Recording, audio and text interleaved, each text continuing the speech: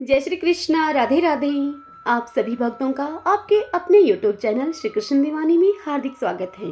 आज आप सुन रहे हैं श्रीमद् भगवद गीता से अध्याय 3 का ज्ञानोपदेश।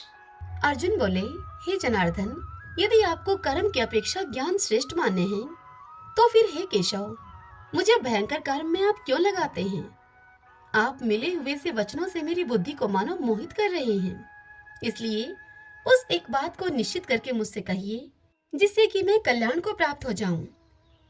यह सुनकर श्री भगवान बोले, हे निष्पाप अर्जुन, इस लोक में 2 प्रकार की निष्ठा मेरे द्वारा पहले कही गई है। उनमें से सांख्य योगियों की निष्ठा तो ज्ञान योग से और योगियों की निष्ठा कर्म योग से होती है। मनुष्य न तो कर्मों का आरंभ किए बिना निष्कर्मता को यानी कि योग निष्ठा को प्राप्त होता है और न कर्मों के केवल त्याग मात्र से सिद्धि यानी कि सांख्य निष्ठा को ही प्राप्त होता है। निसंदेह कोई भी मनुष्य किसी भी काल में क्षण मात्र भी बिना कर्म किए नहीं रहता, क्योंकि सारा मनुष्य समुदाय प्रकृति जनित गुणों के द्वारा परवश हुआ कर्म करने के लिए बाध्य किया जाता है। जो मूढ़ बुद्धि मनुष्य समस्त इंद्रियों को हठ पूर्वक ऊपर से रोककर मन से उन इंद्रियों के विषयों का चिंतन करता रहता है, वह मिथ्याचारी अर्थात दंभी कहा जाता है। किंतु हे अर्जुन, जो पुरुष मन से इंद्रियों को वश में करके अनासक्त हुआ समस्त इंद्रियों के द्वारा कर्मयोग का आचरण करता है, वही श्रेष्ठ है। तो शास्त्र विहित कर्तव्य कर्म कर, क्योंकि कर्म न करने की अपेक्षा कर्म करना श्रेष्ठ है, और कर्म न करने से तेरा शरीर निर्वाह भी सिद्ध नहीं होगा। यज्ञ के निमित्त किए जाने वाले कर्मों से अतिरिक्त दूसरे कर्मों में लगा हुआ यह मनुष्य समुदाय कर्मों से बंधता है। इसलिए हे अर्जुन, तू आसक्ति से रहित होकर उस यज्ञ के निमित्त ही भली भांति कर्तव्य कर्म को कर। प्रजापति ब्रह्मा ने कल्प के आदि में यज्ञ सहित प्रजाओं को रचकर उनसे कहा कि तुम लोग यज्ञ के द्वारा वृद्धि को प्राप्त हो, और वह यज्ञ तुम लोगों को इच्छित भोग प्रदान करने वाला हो। तुम लोग इस यज्ञ के द्वारा देवताओं को उन्नत करो, और वे देवता तुम लोगों को उन्नत करें। इस प्रकार निस्वार्थ भाव से एक दूसरे को उन्नत करते हुए तुम लोग परम कल्याण को प्राप्त हो जाओगे। यज्ञ के द्वारा बढ़ाए हुए देवता तुम लोगों को बिना मांगे ही इच्छित भोग निश्चय ही देते रहेंगे। इस प्रकार उन देवताओं के द्वारा दिए हुए भोगों को जो पुरुष उनको बिना दिए स्वयं भोगता है, वह चोर ही है। यज्ञ से बचे हुए अन्न को खाने वाले श्रेष्ठ पुरुष सब पापों से मुक्त हो जाते हैं, और जो पापी लोग अपना शरीर पोषण करने के लिए ही अन्न को पकाते हैं, वे तो पाप को ही खाते हैं। संपूर्ण प्राणी अन्न से उत्पन्न होते हैं। अन्न की उत्पत्ति वृष्टि से होती है, और वृष्टि यज्ञ से होती है, और यज्ञ विहित कर्मों से उत्पन्न होने वाला है। कर्म समुदाय को तू वेद से उत्पन्न और वेद को अविनाशी परमात्मा से उत्पन्न हुआ जान। इससे यह सिद्ध होता है कि सर्वव्यापी परम अक्षर परमात्मा सदा ही यज्ञ में प्रतिष्ठित है।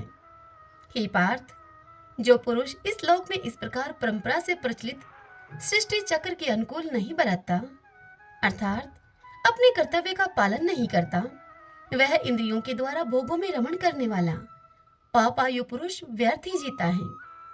परंतु जो मनुष्य आत्मा में ही रमण करने वाला और आत्मा में ही तृप्त और आत्मा में ही संतुष्ट हो, उसके लिए कोई कर्तव्य नहीं है। उस महापुरुष का इस विषय में न तो कर्म करने से कोई प्रयोजन रहता है, और न कर्मों के न करने से उन कर्मों के न करने से ही कोई प्रयोजन रहता है, तथा संपूर्ण प्राणियों में भी इसका किंचित मात्र भी स्वार्थ का संबंध नहीं रहता।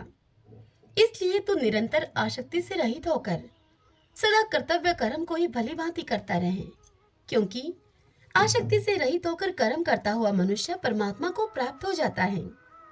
जनक आदि ज्ञानी जन भी आसक्ति रहित कर्म के द्वारा ही परम सिद्धि को प्राप्त हुए थे।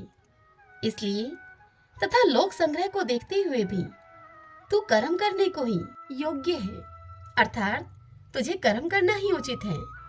श्रेष्ठ पुरुष जो जो आचरण करता है, अन्य पुरुष भी वैसा वैसा ही आचरण करते हैं। वह जो कुछ प्रमाण कर देता है, समस्त मनुष्य समुदाय उसी के अनुसार बरतने लगता है।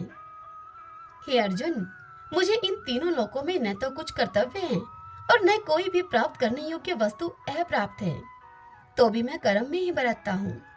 क्योंकि हे पार्थ, यदि कदाचित मैं सावधान होकर कर्मों में न बरतूं तो बड़ी हानि हो जाए, क्योंकि मनुष्य सब प्रकार से मेरे ही मार्ग का अनुसरण करते हैं। इसलिए यदि मैं कर्म न करूं तो ये सब मनुष्य नष्ट भ्रष्ट हो जाएं, और मैं संकरता का करने वाला हूं तथा इस समस्त प्रजा को नष्ट करने वाला बनूं। हे भारत, कर्म में आसक्त हुए अज्ञानी जन जिस प्रकार कर्म करते हैं, आसक्ति रहित विद्वान भी लोक संग्रह करना चाहता हुआ उसी प्रकार कर्म करें।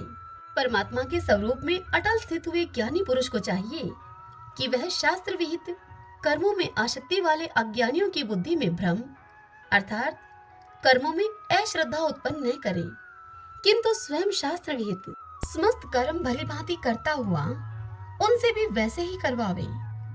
वास्तव में संपूर्ण कर्म सब प्रकार से प्रकृति के गुणों के द्वारा किए जाते हैं, तो भी जिसका अंतःकरण अहंकार से मोहित हो रहा है, ऐसा अज्ञानी मैं करता हूँ अपने आप को ऐसा मानता है।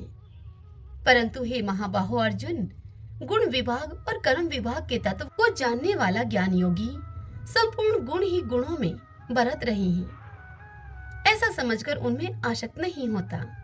प्रकृति के गुणों से अत्यंत मोहित हुए मनुष्य गुणों में और कर्मों में आसक्त रहते हैं। उन पूर्णता न समझने वाले मंद बुद्धि अज्ञानियों को पूर्णता जानने वाला ज्ञानी विचलित न करे। मुझ अंतर्यामी परमात्मा में लगे हुए चित्त के द्वारा संपूर्ण कर्मों को मुझ में अर्पण करके आशा रहित, ममता रहित और संताप रहित होकर युद्ध कर। जो कोई मनुष्य दोष दृष्टि से रहित और श्रद्धा युक्त होकर मेरे इस मत का सदा ही अनुसरण करते हैं, वे भी संपूर्ण कर्मों से छूट जाते हैं। परंतु जो मनुष्य मुझ में दोषारोपण करते हुए मेरे द्वारा बताए हुए अर्थात मेरे इस मत के अनुसार नहीं चलते, उन मूर्खों को तू संपूर्ण ज्ञानों में मोहित और नष्ट हुए ही समझ। सभी प्राणी प्रकृति को प्राप्त होते हैं अर्थात अपने स्वभाव के परवश हुए कर्म करते हैं। ज्ञानवान भी अपनी प्रकृति के अनुसार चेष्टा करता है, फिर इसमें किसी का हट क्या करेगा। इंद्रिय के अर्थ में अर्थात प्रत्येक इंद्रिय के विषय में राग और द्वेष छिपे हुए स्थित हैं। मनुष्य को उन दोनों के वश में नहीं होना चाहिए, क्योंकि वे दोनों ही इसके कल्याण मार्ग में विघ्न करने वाले उसके महान शत्रु हैं। अच्छी प्रकार आचरण में लाए हुए दूसरों के धर्म से गुण रहित भी अपना धर्म अति उत्तम है। अपने धर्म में तो मरना भी कल्याणकारक है और दूसरे का धर्म भय को देने वाला है। श्री भगवान का इतना उपदेश सुनकर अर्जुन उनसे बोले, हे श्री कृष्ण, तो फिर यह मनुष्य स्वयं न चाहता हुआ भी बलात् लगाए हुए की भांति किससे प्रेरित होकर पाप का आचरण करता है, यह बताएं। तब श्री भगवान अर्जुन से बोले, हे अर्जुन, रजोगुण से उत्पन्न हुआ यह काम ही क्रोध है। यह बहुत खाने वाला अर्थात भोगों से कभी न आघाने वाला और बड़ा पापी है। इसको तू ही इस विषय में बैरी जान।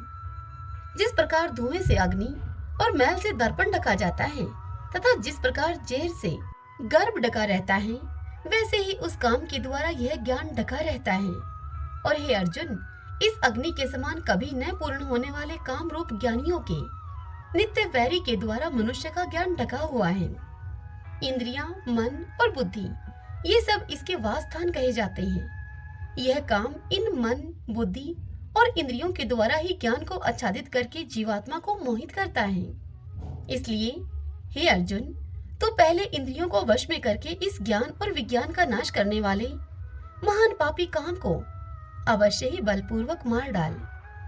इंद्रियों को स्थूल शरीर से पर यानी कि श्रेष्ठ, बलवान और सूक्ष्म कहते हैं। इन इंद्रियों से पर मन है, मन से भी पर बुद्धि है, और जो बुद्धि से भी अत्यंत पर है वह आत्मा है। इस प्रकार बुद्धि से पर अर्थात सूक्ष्म, बलवान और अत्यंत श्रेष्ठ आत्मा को जानकर और बुद्धि के द्वारा मन को वश में करके, हे महाबाहो अर्जुन, तो इस काम रूप दुर्जय शत्रु को मार डाल।